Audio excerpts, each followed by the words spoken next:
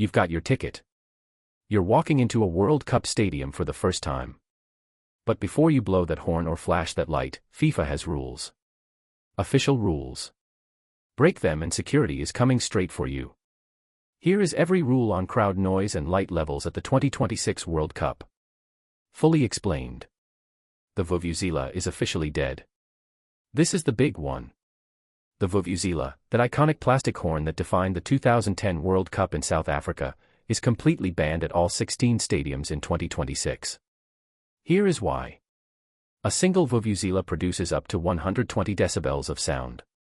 That is the same level as a chainsaw. Close to the threshold of actual physical pain. Players couldn't hear teammates. Coaches couldn't shout instructions. TV commentators were drowned out. Viewers at home had to mute their screens. So FIFA ended it. Walk into a stadium with one, it gets confiscated.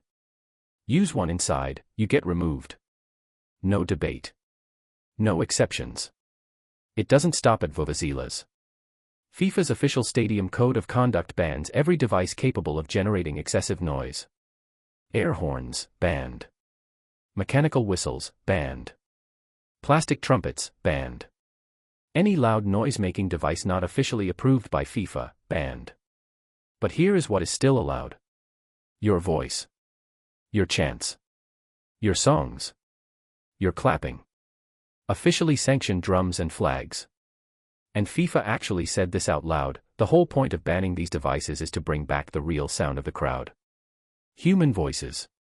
Supporter culture. The noise that actually means something. Whether fans agree with FIFA on that, that is a different conversation. So why does all of this actually matter? 3 reasons. The players. Professional footballers operate at the absolute limit of human performance.